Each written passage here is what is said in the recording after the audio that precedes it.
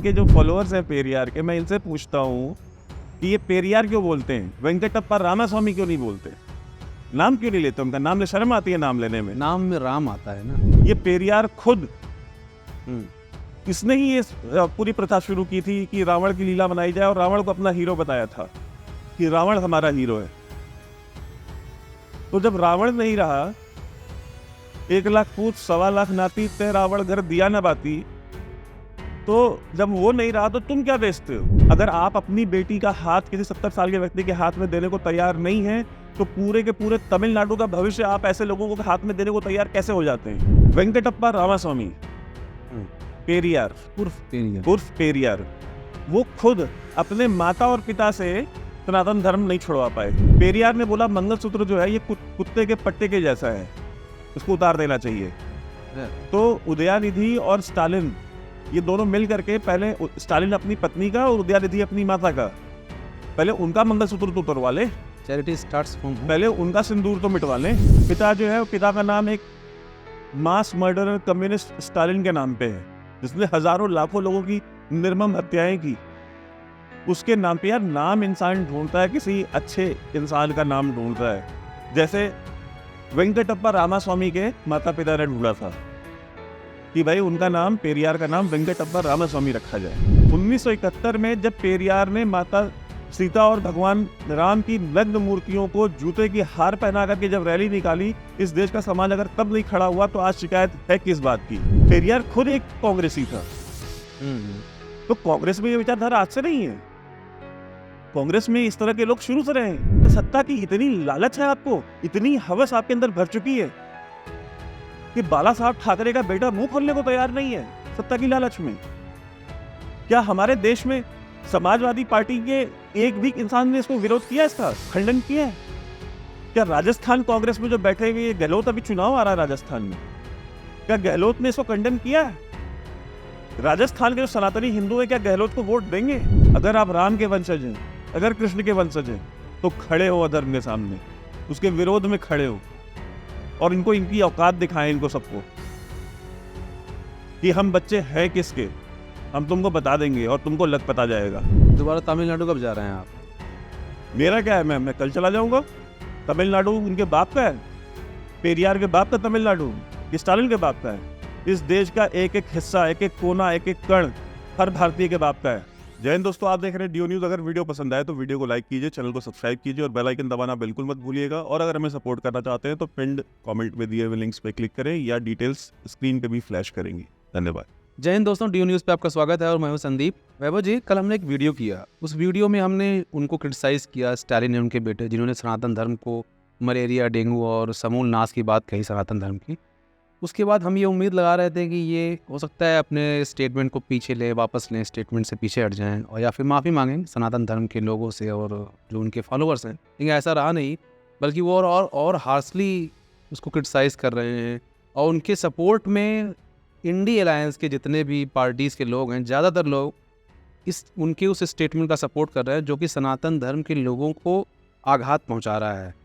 इस पर आपका क्या विचार है? देखिए, इस पे उनका उदयनिधि स्टालिन, जिन्होंने इतनी ये बेवकूफ़ी भरी स्टेटमेंट दी थी, वो और उनकी पार्टी के जो स्पोक्स पर्सन या लीडर्स, जो मंत्री जो भी बयान दे रहे हैं, वो उसका डिफेंस ये कर रहे हैं कि भाई क्योंकि ये हमारी पेरियार की विचारधारा है, पेरियार हमारे बहुत बड़े समाज सुधारक थे। वो कितने बड़े समाज सुधारक थे उसके बारे में हम चर्चा करेंगे अभी। उनका ये था कि भाई उनका एजेंडा ये था, उनका मिशन था कि सनातन धर्म का नाश होना चाहिए। तो हमने तो कोई नई बात नहीं करी, हमने तो अपनी जो हमारी राजनीतिक विचारधारा है, हमने तो जो बात हम पिछले 100 साल से कर रहे हैं, हम तो वही कर रहे हैं। तो पहले आ जाते हैं कि ये पेरियार कौन है। उत्तर भारत में लोगों को ज़्यादा जानकारी नहीं है पेरियार के बारे में। सोशल रिफॉर्मर और कोई सोशल रिफॉर्मर नहीं थे वो कितने बड़े सोशल रिफॉर्मर थे, हम उसके बारे में चर्चा करने वाले हैं अभी। पहली बात तो उनका नाम पेरियार नहीं है। अच्छा, पेरियार उनका टाइटल है। पेरियार का मतलब होता है पवित्र आत्मा। ये उनको टाइटल दिया गया उनके फॉलोअर्स की तरफ से। और उनका जो रियल नेम था वो इरोड वेंकटप्पा रामास्वामी था। जो सनातन धर्म के समूल नाश की बात कर रहे हैं, उनका खुद का नाम वेंकटप्पा रामास्वामी। ठीक, पेरियार के माता पिता दोनों जो है वो डिवाउट हिंदू, सनातन धर्म के कट्टर पालनकर्ता व्यापारी थे उनके पिताजी।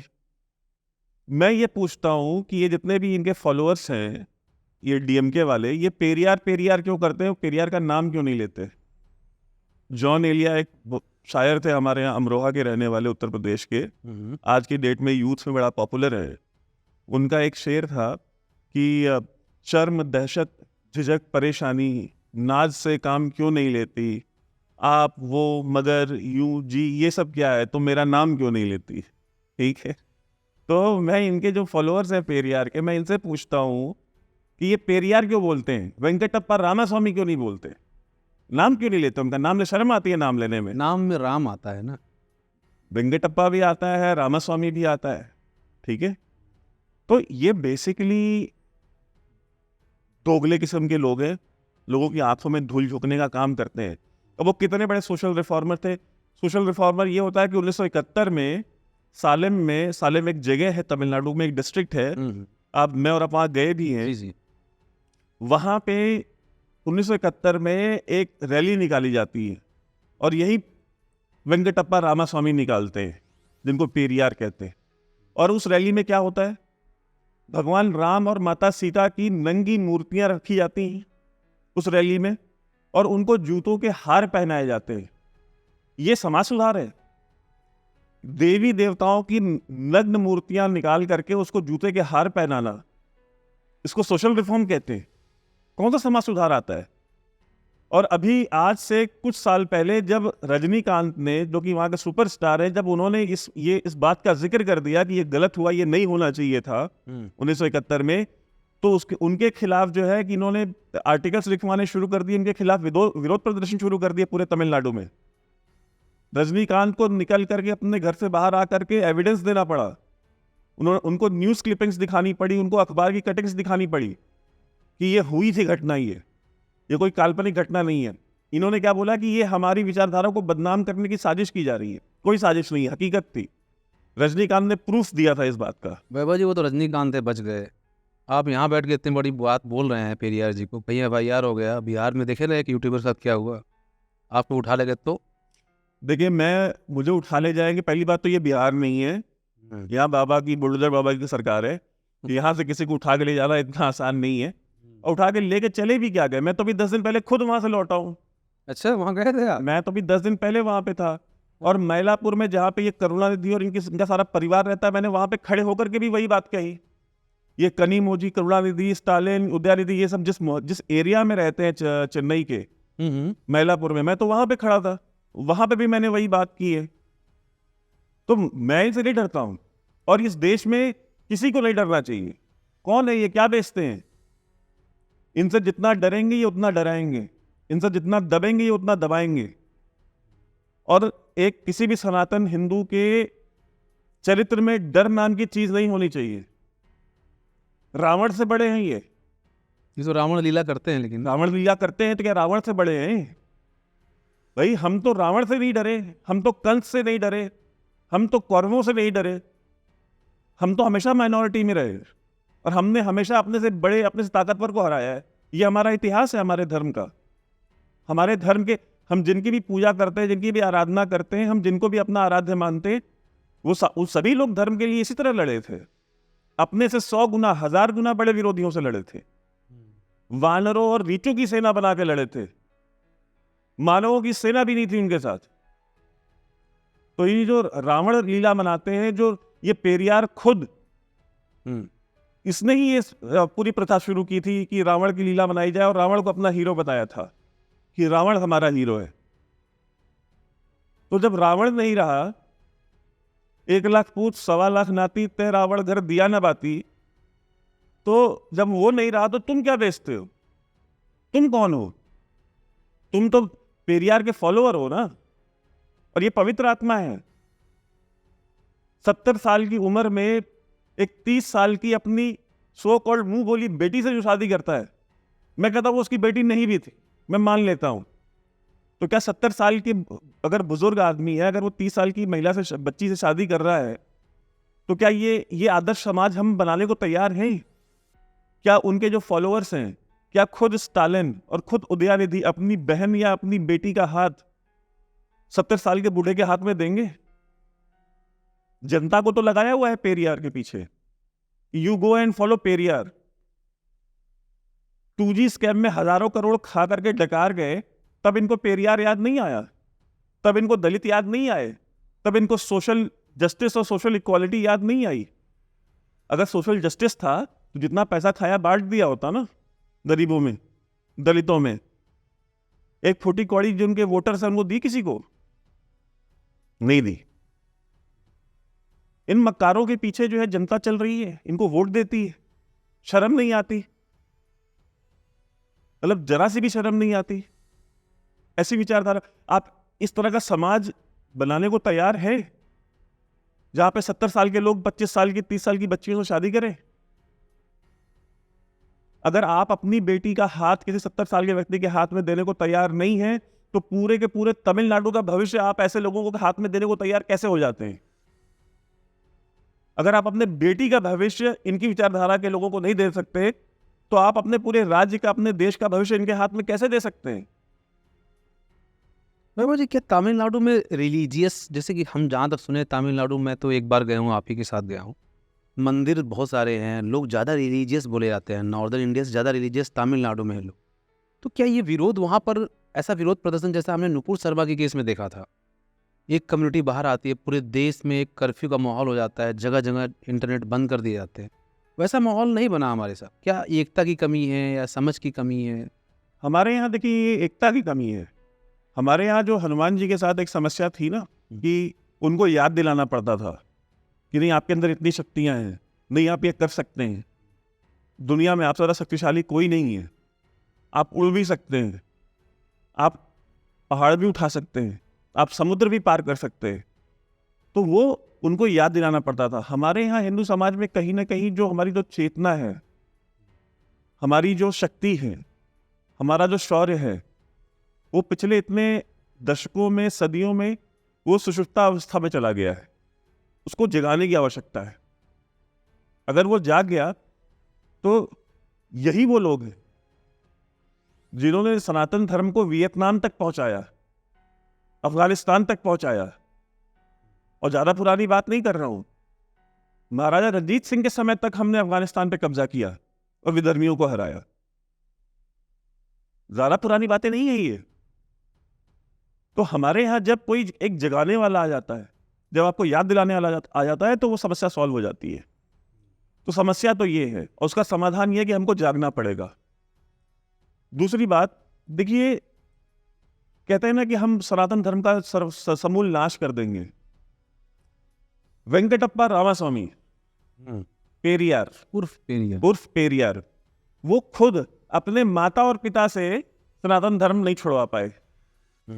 खुद उदयानिधि, जो कि खुद एक्सेप्ट करते हैं कि हाँ मैं क्रिश्चियन हूं, प्राउड क्रिश्चियन हूं मैं, वो खुद अपनी माता से सनातन धर्म नहीं छुड़वा पा रहे हैं। उनकी माँ जो है, इनके पिताजी को, स्टालिन को पता नहीं कौन सी बीमारी है, भगवान जाने, ठीक है, बट उनकी बीमारी की वजह से उनको रोज रोज किसी ना किसी नए नए मंदिर में वो खुद जाती रहती हैं, आराधना करती रहती है, पूजा करती रहती है।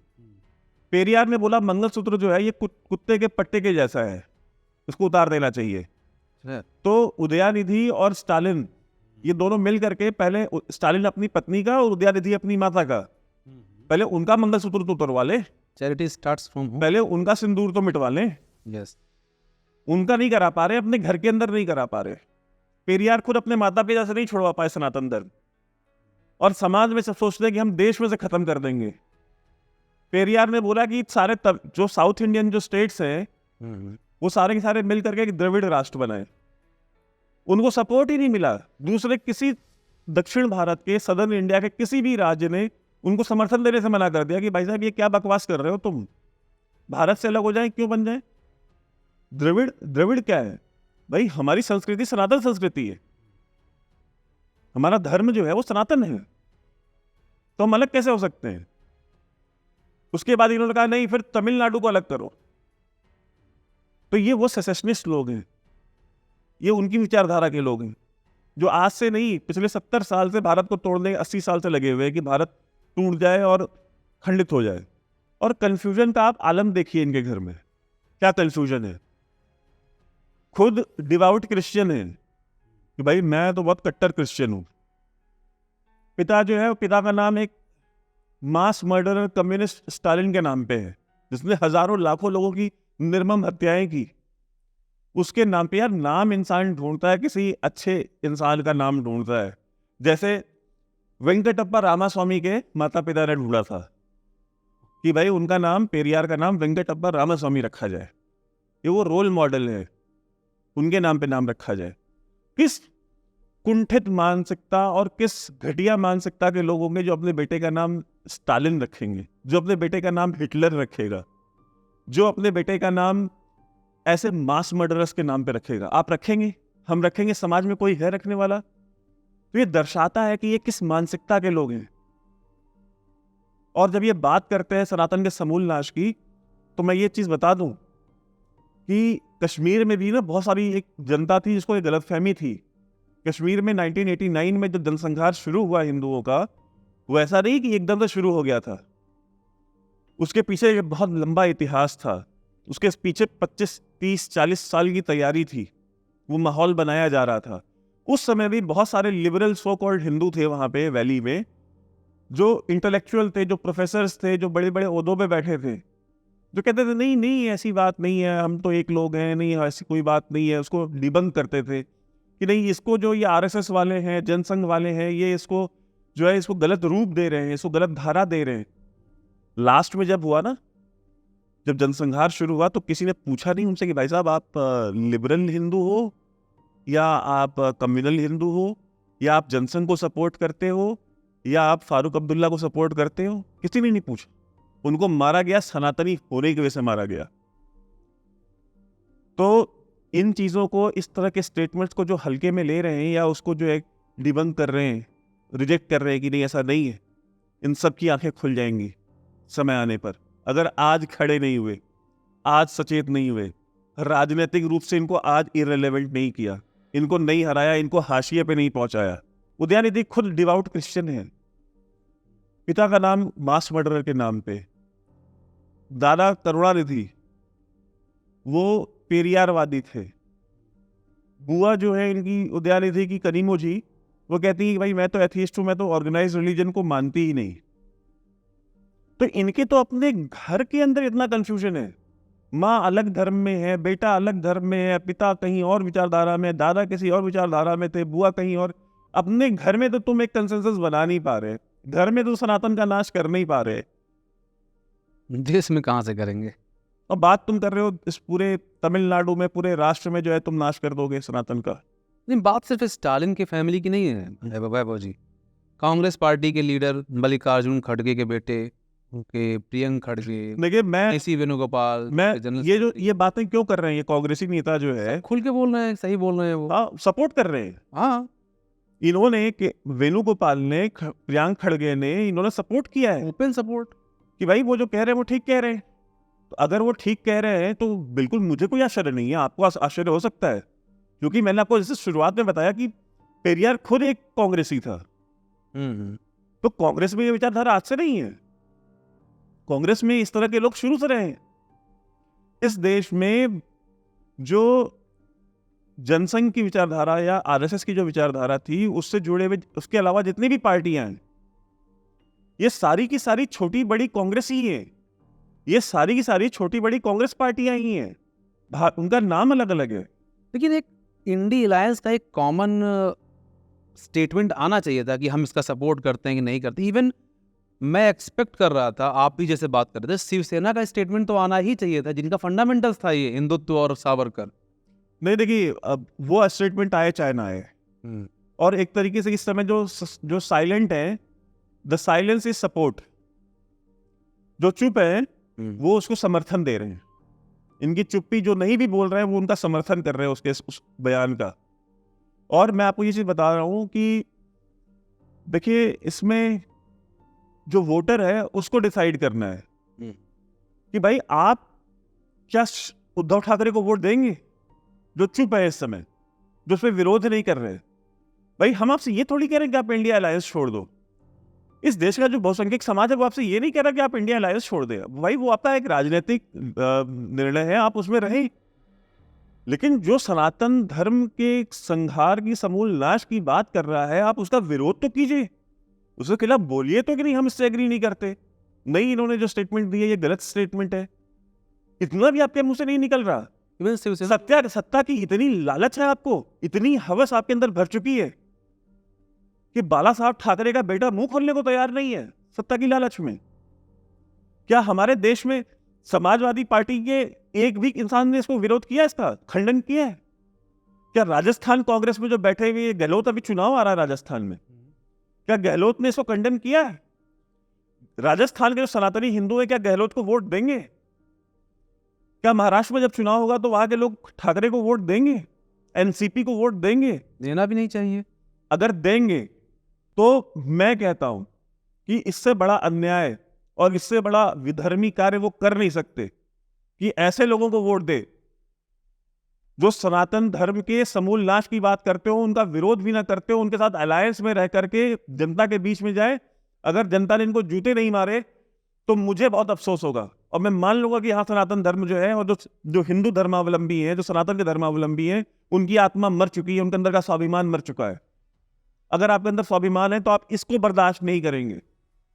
कोई तो रेड लाइन बनाएंगे आप अपनी, कोई रेड लाइन नहीं है हमारी। कभी नुपुर शर्मा हो जाएगा, नुपुर शर्मा के खिलाफ बोल करके अभी हमने एक वीडियो बनाया था, आज से 4 दिन पहले 5 दिन पहले हमने वो वीडियो डाला था। नुपुर शर्मा के फेवर में वीडियो बनाया तो हमारा वीडियो डिमोनेटाइज कर दिया गया। वो वीडियो डिमोनेटाइज कर दिया गया, उसकी रीच किल कर दी गई, सब कुछ हो गया। चलिए ठीक है, हमने अपना फर्ज निभाया, हमने अपना दायित्व निभाया, लेकिन हम आज फिर वही बात कर रहे हैं। तस्लीम रहमानी हिंदू देवी देवताओं का अपमान करके वो टीवी स्टूडियो से उस टीवी स्टूडियो घूम रहा है, रोज डिबेट में बैठा होता है, पब्लिक रैलीज करता है, इवेंट्स में जाता है, अपने फैमिली के साथ हॉलीडे करेगा, वो फ्रीली घूम रहा है समाज में, उसको कहीं कोई रोक टोक नहीं है। नुपुर शर्मा जिसने उसका जवाब दिया, जिसने रिबटल दिया, वो आज अपने घर से नहीं निकल सकती। हम कितनी नुपुर शर्मा चाहते हैं? क्या अगर उदयनिधि, अगर उसको अगर वोट मिलता है, अगर वो इलेक्शन जीतता है तो ये किसके लिए शर्म की बात होगी? हर एक नुपुर शर्मा से हमारा पेट नहीं भरा। तस्लीम रहमानी जैसे घूम रहा है वैसे उदयनिधि भी घूमेगा, उसके ऊपर कोई नहीं। हो सकता है हमारे ऊपर हो जाए एफआईआर, हो सकता है जो उनका विरोध कर रहे हैं उनके ऊपर हो जाए, और जब वो कोर्ट में केस जाएगा तो जस्टिस सूर्यकांत ने वो स्टेटमेंट दी थी, नुपुर शर्मा को क्रिटिसाइज किया उन्होंने कि नुपुर शर्मा ने देश में आग लगा दी। अगर हम कोर्ट भी जाएंगे तो कोर्ट में हमको ये बोले भाई आपने लगाई है आग, हमको कंडेम किया जाएगा, हमारे खिलाफ एक्शन लिया जाएगा। तो हमको ये डिसाइड करना है कि हम क्या दूसरी नुपुर शर्मा हमें चाहिए ना चाहिए? क्या हम दूसरा तस्लीम रहमानी एक्सेप्ट करने को तैयार हैं इस देश में, जो हिंदू देवी देवताओं का, हमारे धर्म का अपमान करे, उसके बाद फ्रीली घूमे? या हम अकबरुद्दीन ओवैसी ऐसे हमको लोग चाहिए जो माता सीता का अपमान करे, भगवान राम का अपमान करे, माता कौशल्या के बारे में इतनी घटिया बातें करे, और उसके बाद वो हर राज्य में जाए और इलेक्शन रैलीज करे और इलेक्शन भी जीते, बिहार में भी लड़े, महाराष्ट्र में भी जाए, काउंसिल, वो तो अब म्युनिसिपल कॉर्पोरेशन का भी चुनाव लड़ते हैं, वहां पे भी वो चुनाव प्रचार करने जाता है, फ्री है वो। तो आप जब अकबरुद्दीन ओवैसी को अलाउ करते हैं तो नुपुर शर्मा होती है, जब आप नुपुर शर्मा के खिलाफ जब तस्लीम रहमानी को फ्रीडम देते हैं तो उदयनिधि आता है। अब उदयनिधि को अगर आप फ्रीडम देंगे तो कल कोई और आएगा। 1971 में जब पेरियार ने माता सीता और भगवान राम की नग्न मूर्तियों को जूते की हार पहना करके जब रैली निकाली, इस देश का समाज अगर तब नहीं खड़ा हुआ तो आज शिकायत है किस बात की? अगर आप नुपुर शर्मा के सपोर्ट में नहीं खड़े हुए तो आज उदयनिधि ने अगर ये स्टेटमेंट दी है तो आपको किस बात का अफसोस है?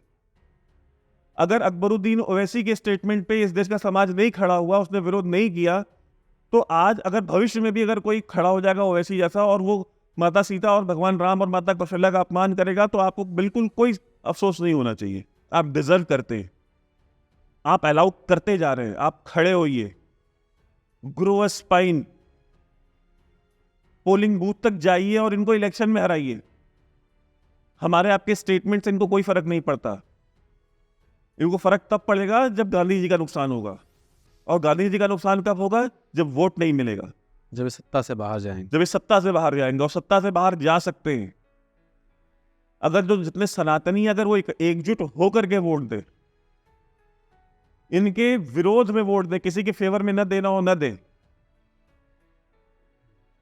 भाजपा के फेवर में आपको वोट नहीं देना, वो आपकी इच्छा है, लेकिन ऐसे लोगों के विरोध में वोट दें, इनको ये मैसेज दें कि तुम इस तरह से बोल करके तुम निकल नहीं सकते, वो दौर चला गया तुम्हारा,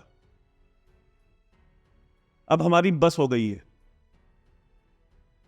महाराष्ट्र में अगर चुनाव होगा, बिहार में चुनाव होगा, अगर आप आरजेडी को वोट दे रहे हैं, जनता दल, पूछे ना, उनसे सवाल तो पूछे। आपके एरिया में जब कैंडिडेट आएगा आरजेडी का, उससे पूछें कि क्या आप कंडेम करते हैं इसके स्टेटमेंट को। वो तो सपोर्ट कर रहे हैं, मनोज झा का स्टेटमेंट देखिए आप, उनका स्टेटमेंट है। भाई आप उनसे पूछे तो कन्फ्रंट कीजिए ना उनको, भाई आप सपोर्ट करते हैं इनको, आप इनके इस व्यवहार को सपोर्ट करते हैं? अगर करते हैं तो हम आपको वोट नहीं देंगे। आप वोट भी जाकर के फिर आप उदयनिधि से ही लीजिए।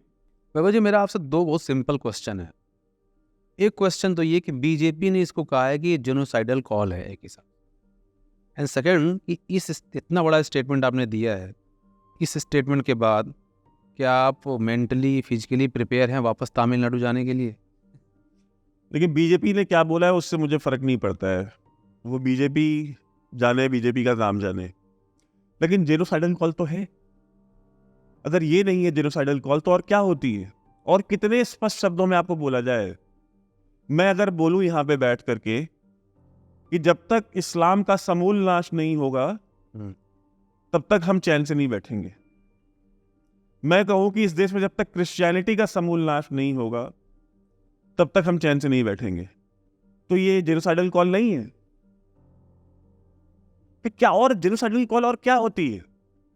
बीजेपी ने जो कहा है वो बीजेपी करेगी भाई। वो अपना उनके भाई पॉलिटिकल कार्डर है तमिलनाडु में, उनके पॉलिटिकल लीडर्स हैं अन्नामलाई जैसे, वो अपना पॉलिटिकल स्ट्रगल करेंगे उनके खिलाफ। भाई मेरा ना उनसे कोई लेना देना है, ना मेरी उनसे कोई अपेक्षा है। मेरी उनसे कोई आशा अपेक्षा नहीं है भाजपा से। मेरी आशा, मेरी अपेक्षा, मेरी अपील जो सनातनी है उनसे है, जो आम इंसान है, जो ऑटो चला रहा है, जो एक कंपनी में 9 to 5 की जॉब कर रहा है, जो अपनी दुकान लगा के बैठता है, जो तमिलनाडु में और देश के बाकी राज्यों में जो एक आम हिंदू है। मेरी जो बात है, मैं तो उससे संवाद कर रहा हूं। मेरी आशाएं अपेक्षाएं उनसे हैं। आपको तमिलनाडु में इनको वोट नहीं देना, किसी और को देना है, आप दीजिए, बट इनके विरोध में वोट दीजिए।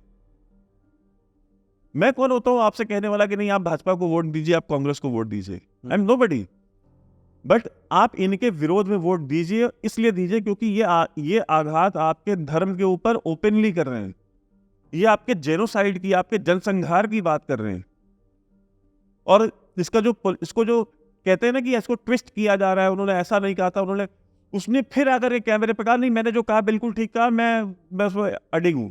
इवन स्टालिन जो सीएम है वहाँ के, उन्होंने पॉडकास्ट में अपने बेटे को सपोर्ट किया है स्टेटमेंट के लिए। मैं कह तो रहा हूं, तो भाई मेरा तो जो संवाद है वो आम हिंदू से है, आम सनातन धर्म के फॉलोअर्स से है।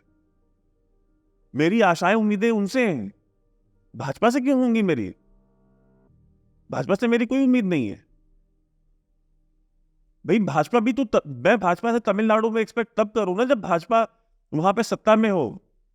भाजपा तो वहां सत्ता में नहीं है, तो मैं उससे कैसे एक्सपेक्ट कर सकता हूं कि भाजपा उसमें कुछ करे? वो अपने रैली निकालेंगे, अपनी जो भी प्रोटेस्ट करेंगे, वो उनका काम है, वो उनकी राजनीतिक एक्टिविटी है, वो करते रहे। लेकिन आम इंसान की ताकत इनको पता चलनी चाहिए। ये जितने भी हैं, डीएमके, खड़गे, इंडिया, इन सबको पता चलना चाहिए कि आम हिंदू की ताकत होती क्या है। हमारी आशा अपेक्षा उनसे है, और मैं आशा करता हूं कि लोग कम से कम, आप मेरे लिए ना खड़े हो, आप किसी के लिए ना खड़े हो यार, कम से कम अपने पूर्वजों के धर्म, उनकी आस्था, उनकी परंपरा के लिए तो खड़े हो जाएं। उसके तो रिस्पेक्ट में खड़े हो जाएं। न खड़े हो नुपुर शर्मा के लिए, न खड़े हो मेरे लिए, न खड़े हो किसी और के लिए, न खड़े हो भाजपा के लिए, न खड़े हो संघ के लिए। आप अपने पूर्वजों की जो धरोहर है उसके लिए तो खड़े हो। अपनी जो धार्मिक भावनाएं उनके लिए खड़े हो, जो मान्यताएं उनके लिए खड़े हो। Is it too much to ask for? आपके देवी देवताओं का अपमान ना हो, और जो अपमान करे उनको उसका दंड मिले, ये मांग करना क्या ये भी अब बहुत ज्यादा हो गया है इस देश में? कब खड़े होंगे? कब विरोध करेंगे? कब तक 200 यूनिट बिजली के लिए बिकते रहेंगे? आम आदमी पार्टी उसी इंडिया अलायंस की मेंबर है, उसने विरोध किया अभी तक? उसने कहा है कि नहीं, हम ऐसे लोगों के साथ नहीं खड़े होंगे, हम ऐसे लोगों के साथ नहीं जाएंगे, हम अलग करते हैं अपने आप को इंडिया अलायंस से? नहीं किया। तो इनको जो वोट देते हैं उनको भी सोचना चाहिए, क्या आपकी आत्मा इतनी मर चुकी है, आपके अंदर से धर्म का इतना नाश हो चुका है, आप इतने सेक्युलर और लिबरल हो चुके हैं कि आप अब अपने जेनोसाइड की कॉल को भी एक्सेप्ट कर लेंगे? अगर कर लेंगे तो बधाई हो, और नहीं कर सकते, अगर आप राम के वंशज हैं, अगर कृष्ण के वंशज हैं, तो खड़े हो अधर्म के सामने, उसके विरोध में खड़े हो, और इनको इनकी औकात दिखाएं, इनको सबको, कि हम बच्चे हैं किसके, हम तुमको बता देंगे और तुमको लग पता जाएगा। दोबारा तमिलनाडु कब जा रहे हैं आप? मेरा क्या है, मैं कल चला जाऊंगा। तमिलनाडु उनके बाप का है, पेरियार के बाप का तमिलनाडु है, स्टालिन के बाप का है। इस देश का एक एक हिस्सा, एक एक कोना, एक एक कण हर भारतीय के बाप का है। मैं जब चाहूंगा तब जाऊंगा, कल दिल करेगा कल चला जाऊंगा, और वहां पे भी जाके यही बात करूंगा।